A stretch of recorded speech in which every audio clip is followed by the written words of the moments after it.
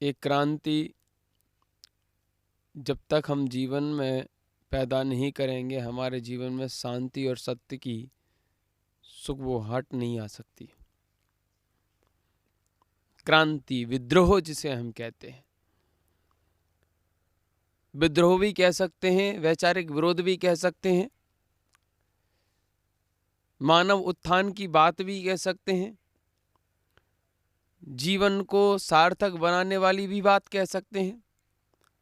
वो क्रांति, विद्रोह, उन बातों, उन विचारों से विद्रोह, जो बातें, जो विचारे हमें किसी भी प्रकार से धर्म की ओर नहीं ले जाने दे रहे। धर्म का मतलब स्वभाव, मैं पहले बता चुका हूं कि धर्म का मतलब स्वभाव से है।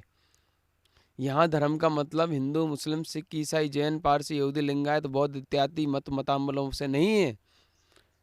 ये सब वैचारिक पद्धति के द्वारा खड़े किए गए वह विचार के एक समूह है जो लोगों को अलग अलग तरीके से जीने का प्रयास कर रहे हैं, जिंदा रखने का प्रयास कर रहे हैं, या यूं कहूं कि जागृति का प्रयास कर रहे हैं।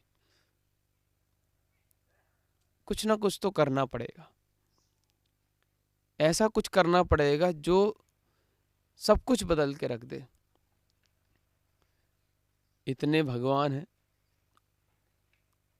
इतने परमात्मा के स्वरूप हैं, इस दुनिया में विभिन्न प्रकार के विचार हैं, फिर भी लोगों के अंदर शांति और सुख नहीं है। उसका कारण क्या है? ये कभी किसी ने चिंता के विषय को समझा ही नहीं, इस विचार को कि चिंता का विषय अभी है। बहुत क्रांतियां हो रही हैं, हर प्रकार के क्षेत्र में क्रांति हो रही है, राजनीतिक क्रांति हो रही है, सामाजिक क्रांति हो रही है, आर्थिक क्रांति हो रही है, वैचारिक क्रांति नहीं हो रही है, आध्यात्मिक क्रांति नहीं हो रही है। उन पुरानी रूढ़वादी परंपराओं को छोड़ने के लिए, गुलामी और दासता को बंद करने के लिए कोई क्रांति नहीं हो रही है। स्वरूप धर्म का जानने के लिए कोई क्रांति नहीं हो रही है। विद्रोह तो करना पड़ेगा, एक बार तो विद्रोह करना पड़ेगा, एक क्रांति जागृत करनी पड़ेगी। वो कौन सी क्रांति हो? मैं आप लोगों से एक चीज बोलना चाहता हूं कि जो होगा सो होगा, देखा जाएगा, परंतु आज जो दिख रहा है उसे समझ लो। आज जो सामने है उसको समझ लो, उसको जान लो, उसको पहचान लो। मैं सत्य कहता हूं, तितलियां होती हैं, गाय होती हैं, उन सभी तितलियों का रंग रूप अलग अलग होता है। सभी गायों का, सभी पशु पक्षी मनुष्यों का, हर जीव का रंग रूप सब अलग होता है। तो विचार एक कैसे हो? ऐसी कौन सी चीज है जहां लाकर हम उन्हें एक कर सकें? किस क्रांति की बात कर रहे हैं आप ब्रह्मरूपी जी? आपके प्रश्न खड़ा होना चाहिए। आपको यह पता करने के लिए कि कौन सी क्रांति की बात होना चाहिए, उसके लिए प्रश्न खड़ा करना चाहिए, तब समझ में आएगा। पाखंड से क्रांति, आडंबर से क्रांति, दासता से क्रांति और गुलामी से क्रांति, मानसिक गुलामी से क्रांति। मैं कई बार कहता हूं, जंजीरों से जकड़ा व्यक्ति स्वतंत्र हो सकता है, विचारों से गुलाम व्यक्ति, उसके लिए स्वतंत्रता का एक ही कारण है, वो कारण होगा तो सिर्फ और सिर्फ वैचारिक क्रांति। बाहरी क्रांति नहीं, अंतरंग की क्रांति। अंतरंग कौन सा? हमारा वो अंतरंग जहां किसी को भी देख के घृणा उत्पन्न ना हो, किसी को देख कर द्वेष उत्पन्न ना हो। मैं देखता हूं कथाकथित साधकों ने अपने अपने समूह तैयार कर रखे हैं, कथाकथित राजनीतिक लोगों ने अपनी अपनी पार्टियां बना रखी हैं, समाज सेवियों ने अपने अपने संगठन तैयार कर रखे हैं, जातिवादियों ने अपनी अपनी जाति के संगठन बना रखे हैं, परंपरावादियों ने अपनी परंपराओं के संगठन बना रखे हैं। परंतु कभी भी उन लोगों ने यह विचार नहीं किया कि उनके ये संगठन, उनकी ये पार्टियां, उनके ये समाज सेवा के नाम पे किए जा रहे आडंबर और पाखंड कितना मानव के लिए लाभकारी है और कितना हानिकारक है। तो जब हम इनका विवेचन करेंगे तो लाभकारी कम हानिकारक ज्यादा नजर आएंगे। तब समझ में आएगा कि सत्य क्या है था और सत्य क्या माने बैठे। इसलिए मैं कहता हूं कि आज का परिवेश, अगर आप किसी के विरोधी हो और आज वो आपकी बुराई कर रहा है, आज आपके अवगुण देख रहा है, कल के दिन आप उसके समर्थक बन जाइए, मैं आपको विश्वास दिलाता हूं वो आपके गुणों को देखने लगेगा। यानी कि आप किसी के विचार के साथ सहमत हो तो आप गुणी हो, और अगर आप किसी के विचार के साथ सहमत नहीं है तो अवगुणी हो। यह आज की परिभाषा हो गई गुणी और अवगुणी की। पहले ऐसा नहीं होता था। आप किसी के विचार के समर्थक हो ना हो, परंतु आपके गुणों को देखने वाला निष्पक्ष तौर पर वह साधक होता था। परंतु आज साधक ही पक्षपात करने लगे हैं, और जब साधक पक्षपात करने लगते हैं तो समाज का ढांचा बिगड़ जाता है, और जब समाज का ढांचा बिगड़ जाता है तो संसार बिगड़ जाता है। तो संसार को, समाज को बिगाड़ने में साधकों का बहुत महत्वपूर्ण योगदान है, ये मैं खुलेआम कहता हूँ। उन कथाकथित साधकों का, जो कथाकथित अपनी परंपराओं को संरक्षित करने के लिए लोगों को तोड़ते जा रहे हैं। मैं अक्सर कहता हूं, पेड़ लगाने वाला एक एक डाली की चिंता करता है। जिसने पेड़ को लगाया होगा वह पेड़ को लगाने वाला एक एक डाली की चिंता करता है, परंतु पेड़ लग जाने पर जब फल आ जाते हैं तो वह फल को खाने वाला डाली को तोड़कर भी फल को खाता है। उसको लेना देना नहीं, डाली टूट रही है कि रहेगी, परंतु उसको फल खाना है। देखा होगा आप लोगों ने बच्चों को, बचपन में ऐसा करते हैं। वो बगीचे में रहने वाला, बागान को रखाने वाला, वह कहता है कि बेटा जो लेना है सो नीचे से ले लो, डाल नहीं टूटनी चाहिए। अगर डाल टूट गई तो अगली बार किस पर फल आएंगे। इसी प्रकार से साधक यश कीर्ति के लिए, अपने फायदे के लिए, अपने नाम के लिए, जो नाम मिटने वाला है, जो कभी था ही नहीं, उसको रखा गया, उस मिटने वाले नाम के लिए समाज को बदनाम कर देते हैं, तोड़ देते हैं, तबाह कर देते हैं, तहस नहस कर देते हैं, लोगों को लोगों से दूर कर देते हैं। ये व्यवस्थित प्रक्रियाओं को समझना पड़ेगा, और जब तक हम इन व्यवस्थित प्रक्रियाओं को नहीं समझेंगे तब तक कभी भी हम धर्म को नहीं समझ सकते। आध्यात्मिक चेतना ऐसे नहीं आएगी। आध्यात्मिक चेतना को लाने के लिए हमें चैतन्य स्वरूप को समझना पड़ेगा। जातियों को भूलकर, परंपराओं को भूलकर हमें मानवता की ओर दौड़ना पड़ेगा, और जब तक हम मानवता की ओर नहीं दौड़ेंगे तब तक हम सत्य के स्वरूप को नहीं जान सकते। इसलिए ज्ञान वैराग्य अति आवश्यक है। ज्ञान वैराग्य अति आवश्यक है। कौन सा वैराग्य, कौन सा ज्ञान? वह वैराग्य जो आपको हर किसी से राग करा दे, वह ज्ञान जो अज्ञानी में भी ज्ञानी दिखा दे। ऐसा ज्ञान और वैराग्य जब तक सृष्टि में नहीं होगा तब तक हमारी जीवन की संरचना अच्छी और पवित्र और पावन नहीं हो सकती। इसलिए मैं कहता हूं, जब हम जाति मत संप्रदाय से ऊपर उठकर विचार करेंगे तब सम्यक दर्शन की परिभाषा समझ में आएगी, तब सत्य क्या है यह समझ में आएगा। वीतराग सर्वप्रभु रामचंद्र भगवान का जीवन तब तक सार्थक नहीं जब तक सच्चा दर्शन उसमें नहीं है। भगवान महावीर स्वामी की जीवन शैली जब तक सार्थक नहीं है जब तक उनकी जीवन शैली से हमारी जीवन शैली के लिए सार नहीं है। इसलिए जीवन को सार निकालने के लिए, जीवन को बेकार से बचाने के लिए हमें सत्य के स्वरूप को समझना होगा। सत्य का स्वरूप कहता है कि क्रांति समय समय पर घटित होनी चाहिए। क्या कारण है कि समय समय पे भव्य जीवात्माएं मानव देह को धारण करके आती हैं और अपनी आत्मा का कल्याण करके जाती हैं, और जाने कितनों का आत्म कल्याण करा जाती हैं। क्या कारण है इसमें? कौन सा रहस्य छुपा हुआ है? तो पता चलेगा एक ही रहस्य छुपा हुआ है। वो रहस्य है कि समय समय पे वैचारिक क्रांति होती रहनी चाहिए। रामचंद्र जी थे, उनके जीवन काल की क्रांति अलग है।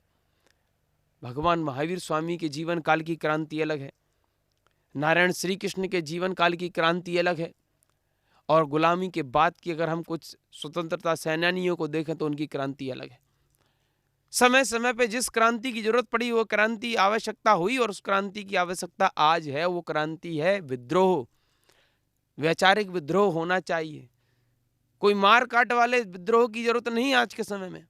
आज के समय में सिर्फ और सिर्फ एक ही विद्रोह आवश्यक है, वो है वैचारिक विद्रोह, यानी पाखंड से अखंड की ओर, पाखंड से अखंड की ओर।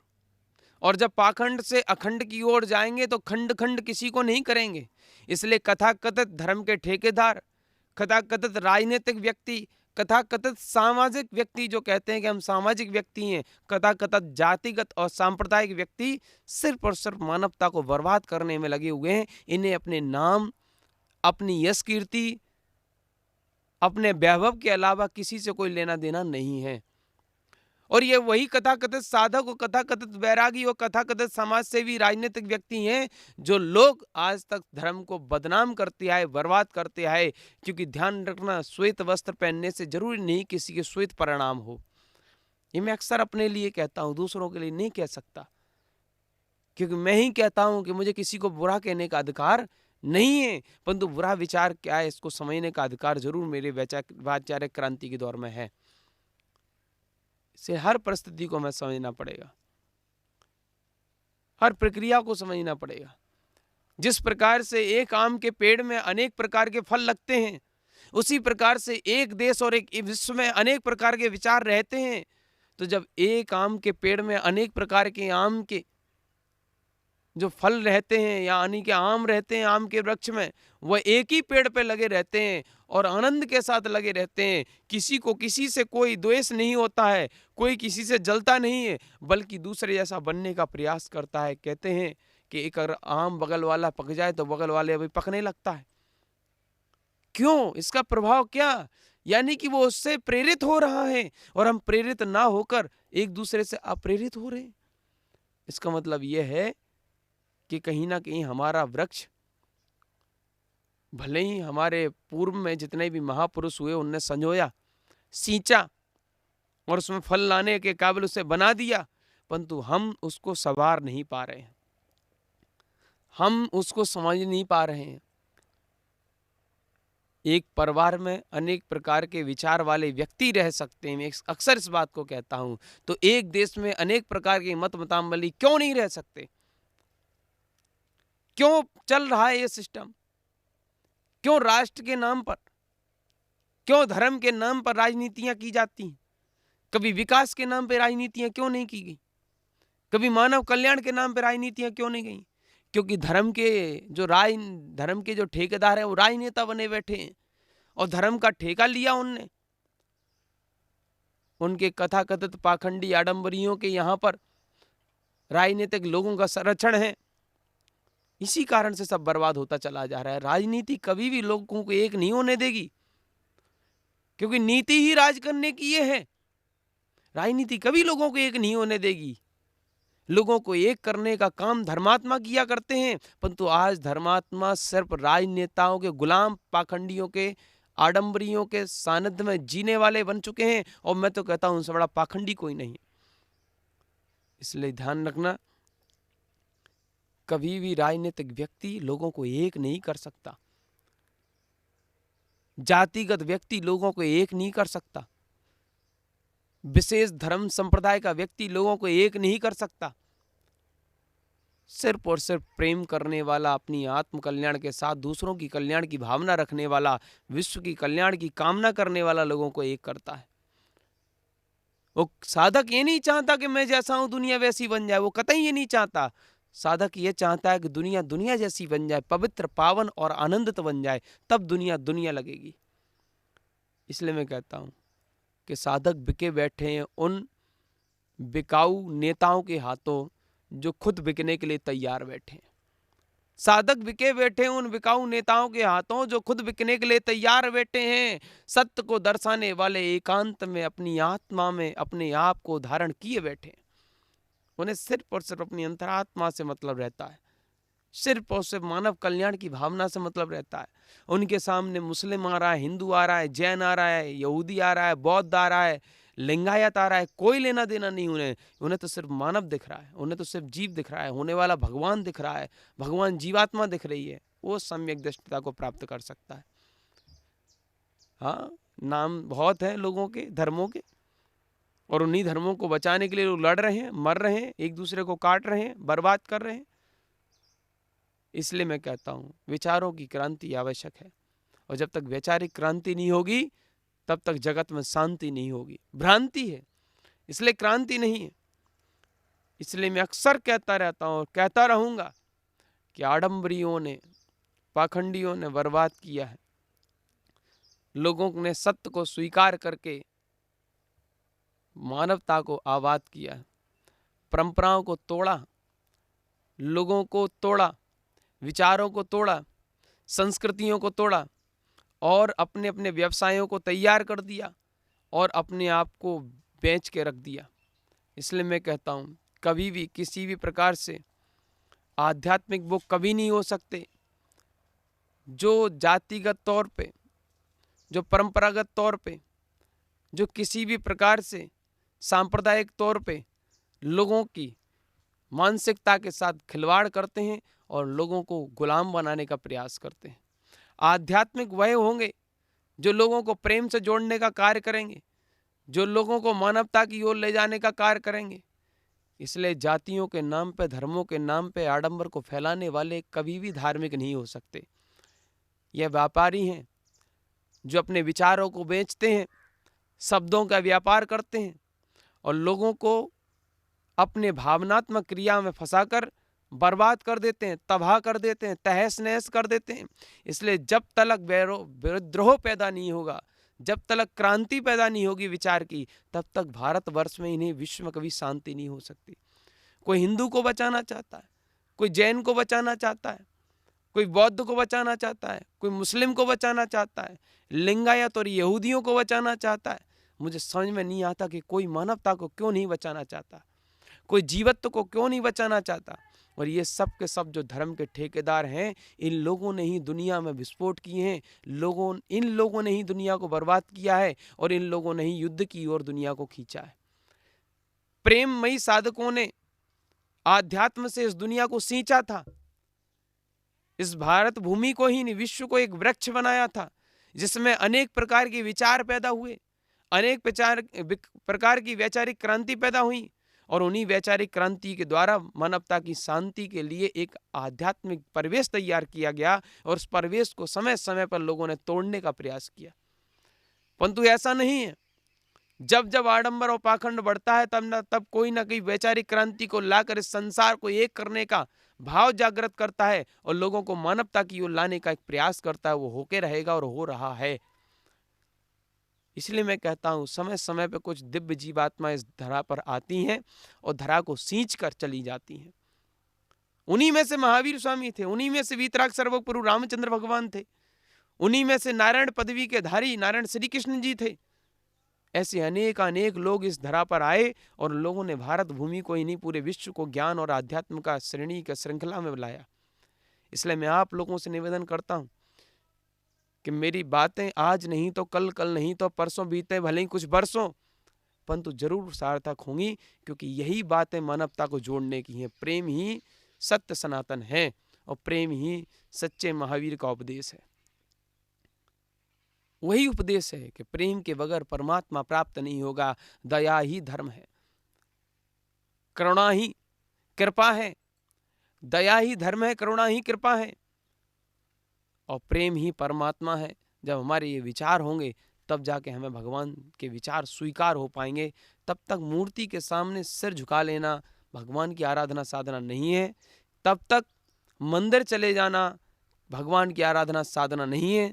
मस्जिद में चले जाना, गिरजाघर गुरुद्वारों में जाकर सिर को टेक देना किसी भी प्रकार से धर्म नहीं कहा जा सकता। ये तुम्हारी धार्मिक क्रियाएं होंगी, धर्म नहीं है। और धार्मिक क्रियाओं में धर्म में जमीन आसमान का अंतर होता है। और जो धर्म क्रियाओं में ही रहता है वो रोता है और जो धार्मिकता में रहता है वो मुस्कुराता रहता है।